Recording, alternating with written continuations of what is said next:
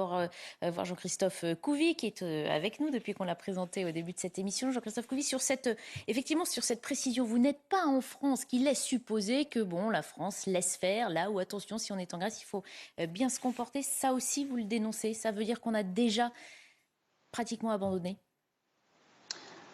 Bonjour, oui, écoutez, alors c'est marrant parce que je voulais moi aussi souligner tout ce que tout le monde a souligné d'ailleurs, l'histoire de la Sefran, l'histoire de la Thaïlande aussi, parce que on a des retours, nous, effectivement, où on sait que certaines personnes se comportent très mal en Thaïlande avec justement l'étiquette dans le dos de français.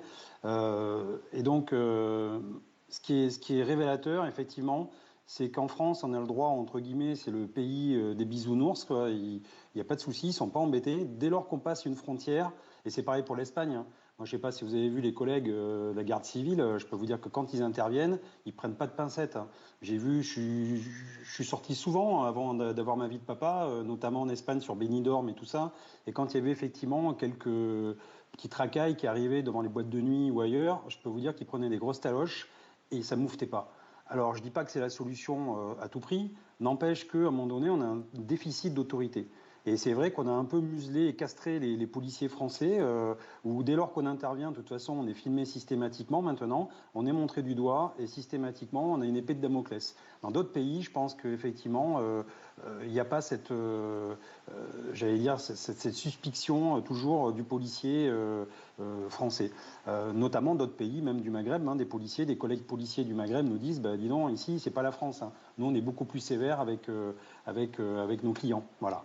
Donc nous, je pense qu'on a un problème voilà, par rapport à ça. Et maintenant, on paye la note de 20 ans, 20, 25 ans, pas de laxisme, mais je vais dire effectivement de liberté totale pour une partie de la délinquance. Je voudrais qu'on redonne la parole à Jean-Christophe Couvi. Je voulais revenir sur ce que vous nous disiez de ces touristes français bien plus loin, hein, en Thaïlande. On parlait de cette délinquance qui s'exporte. C'est vrai que la France semble rayonner dans de nombreux domaines, y compris certains sur lesquels on aimerait rester discret, apparemment. Oui, la Thaïlande, en fait, c'est la destination préférée de tous les dealers. Voilà, parce que je vais faire simple, hein. Il y a de l'alcool, il y a des femmes pas très chères, et surtout, ils peuvent là-bas avoir du pouvoir d'achat et faire un peu ce qu'ils veulent. Sauf que maintenant, les autorités thaïlandaises commencent à sévir aussi et commencent à en avoir ras-le-bol parce que ça draine toute une criminalité, notamment les stupes et tout ça, qui n'était pas forcément, j'allais dire, au départ, latente sur place. Voilà. Donc ça, encore une fois, on exporte un peu cette French way of life, hélas, qui est pas très flamboyante et pas très glorieuse pour nous. Maintenant, effectivement, on tourne autour d'un sujet qui est majeur, c'est le sujet de l'autorité. Et en fait, l'autorité n'a de valeur que si elle est reconnue et identifiée par les gens. Et donc, on a un déficit d'autorité parce qu'il y a aussi un problème d'éducation. Alors, c'est la base, hein, l'éducation. La société a évolué, il y a de plus en plus de divorces, il y a de plus en plus de parents isolés. Il y a aussi de plus en plus de parents qui éprouvent une culpabilité de punir leur enfant. Parce que quand ils punissent, ils ont l'impression d'être des mauvais parents. Vous savez, tout le monde pas tout le monde, moi je ne l'ai jamais fait, mais a essayé de compter jusqu'à 3 avant de donner une punition à son enfant. Bon, des fois, on n'arrive jamais au 3 parce qu'il y a le 1,00, etc., etc., et puis ça se termine par une pirouette. Mais avec la jeunesse, c'est pareil. C'est-à-dire qu'à un moment donné, il faut effectivement prévenir, dire attention, la prochaine fois, je vais sévir et là, tu n'échapperas pas à ta punition. Et quand on tient la punition, on la donne. Et ces jeunes-là, en fait, ont un manque de repères. C'est les enfants rois, c'est la société qui est comme ça. Et ça ne touche pas que les quartiers sensibles, hein. Ça touche aussi les gens très, très bien éduqués. Et d'ailleurs, quand on commence à évoquer ces sujets-là, forcément, ça gêne et ça fâche un petit peu parce qu'on se dit attendez, moi, je suis de la haute société, je suis désolé, j'ai bien élevé mes enfants. Des fois, non. Et maintenant, donc, en fait, les enfants n'ont pas de limites. Et les jeunes et mineurs essaient de chercher des limites. Alors nous, on a tous été jeunes, on a tous fait des petites bêtises, nous aussi, mais on savait qu'à un moment donné, on avait un plafond de verre, il fallait qu'on s'arrête. Or là, c'est open bar. Et bien souvent, la punition n'arrive jamais, y compris pour les mineurs et dans les peines. On prend toujours des mesures d'éducation, mais jamais de punition. Et quand les gamins arrivent à 18 ans, 19 ans, 20 ans, ils ont déjà, j'allais dire, un palmarès énorme, et ils n'ont toujours pas compris le sens de la preuve. Et pour preuve de ce que j'avance, quand vous allez vous balader dans les tribunaux et que vous écoutez, et j'invite les Français à aller un petit peu dans les instances correctionnelles, c'est très intéressant. Même les magistrats sont obligés de faire la chasse en disant vous éteignez vos portables, vous enlevez vos lunettes de soleil, vous arrêtez de mâcher votre chewing-gum, vous sortez les mains de vos poches, parce qu'il y a des jeunes, des fois, qui passent au tribunal, le téléphone sonne, ils répondent, ils disent attends, je suis jugé, je te rappelle après.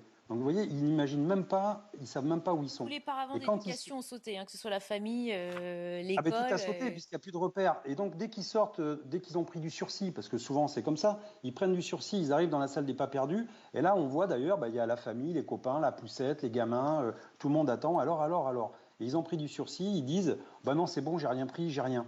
Mais si, c'est du sursis. C'est-à-dire qu'on a une épée de Damoclès pendant X temps, pendant 5 ans, et on sait que si on fait une connerie, enfin une bêtise, on va prendre du ferme. Mais pour eux, c'est pas du ferme. Et donc, en fait, ils n'y pensent pas. Et dès lors qu'ils refont, parce qu'ils récidivent et qu'ils se font avoir, ils réalisent vraiment, parce qu'ils sont dans l'instantanéité, en fait. Ils ne pensent pas à demain, après-demain, etc. Ils vivent dans l'instantanéité. Et dès lors qu'ils se font reprendre comme ça, ils réalisent, et en fait, là où ils s'excusent, c'est de s'être fait prendre. Non pas qu'ils avaient la punition qui allait tomber, c'est juste, mince, je me suis fait prendre, ben là, maintenant, j'ai morflé. Quelques mois plus tard, on s'excuse. Mais non, On il va poser faut la une question politique très ferme. à Jean-Christophe Couvi, qui est toujours avec nous. On le disait, c'est un sujet qui a longtemps été tabou. Le fait que Gérald Darmanin nomme enfin pour certains les choses, pour vous, c'est évidemment le préalable, hein, pour faire le bon diagnostic et tenter d'y apporter les bonnes solutions. Mais je pense qu'il faut prendre un petit peu ce qu'ont les pays anglo-saxons. C'est-à-dire, à un moment donné, quand on a un problème, ben, il faut s'attaquer à ce problème. Mais pour s'attaquer à ce problème, il faut avoir une photo en temps réel de la situation. Et c'est vrai qu'en France, on a toujours ce tabou depuis des années à parler immigration, délinquance. On est gêné aux encolures, on ne sait pas trop, on veut pas. Nous non plus, enfin, moi, je ne veux pas faire d'amalgame sur certaines personnes, c'est pas ça. Mais c'est juste qu'effectivement, il y a des faits et des chiffres. Et ça, c'est imparable. Donc on ne fait pas de raccourci politique, c'est juste des faits. Un prisonnier sur 4 est d'origine étrangère. Et quand on dit d'origine étrangère, on ne cible pas forcément plus un endroit du globe qu'un autre. Voilà, le top 3 par exemple, effectivement c'est l'Algérie, le plus hein, dans les prisons, c'est Algérie, Maroc et Roumanie. Donc vous voyez, il y a quand même un pays européen. Et l'Albanie, c'est quatrième. Et après, voilà, on descend. Donc c'est pas non plus que certains pays comme on pourrait le penser. Après, il nous faut des chiffres clairs. Alors oui, un prisonnier sur 4 en prison, on peut récupérer des places de prison. Parce qu'on le sait tous quand même, il y a quand même des aménagements et on peut très bien faire un transfèrement de prisonniers dans son pays d'origine. Je ne vois pas pourquoi on garderait non plus tous les prisonniers étrangers en France. On pourrait très bien les redonner aussi aux pays étrangers, comme d'ailleurs nous on fait avec nos ressortissants. Je pense que les trois Français qui vont faire de la prison en Grèce, je pense qu'à un moment donné, on va demander à les rapatrier en France pour qu'ils puissent voir leur famille, être traités dignement, etc. Donc les pays étrangers peuvent faire la même chose avec leurs ressortissants. Mais comme vous disiez tout à l'heure, peut-être qu'ils n'en ont pas envie, parce qu'après, ils doivent se les garder.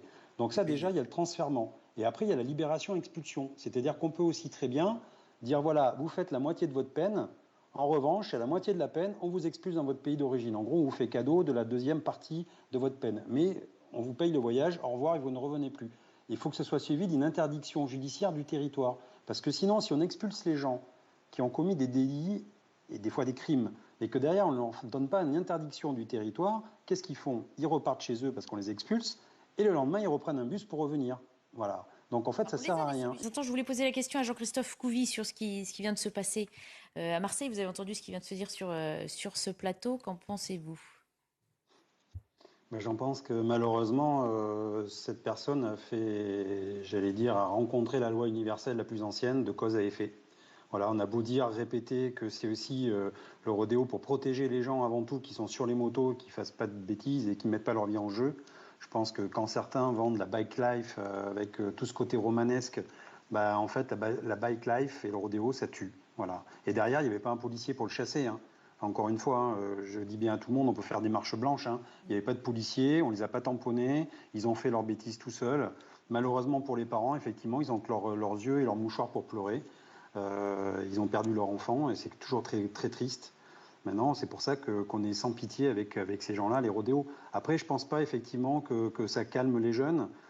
Pour avoir aussi vu beaucoup de rodéos en Martinique hein, ou Guadeloupe, où là-bas on ne met pas les casques, pardon. Effectivement, nos collègues nous disaient, quand on voit vraiment les chutes que certains prennent, même dans certains quartiers, des chutes à moto à 2 roues, où ils y laissent, ils se cassent des bras, des trucs, etc. Et quelques temps après, ils les revoient sur les motos à refaire la même chose. Encore une fois, quand on ne sait pas ce qu'on fait de notre vie demain, et qu'on n'a pas on ne peut pas se projeter sur quelques temps, sur quelques mois, comme nous on le fait, bah, du coup, la vie humaine, même la leur, elle ne compte guère.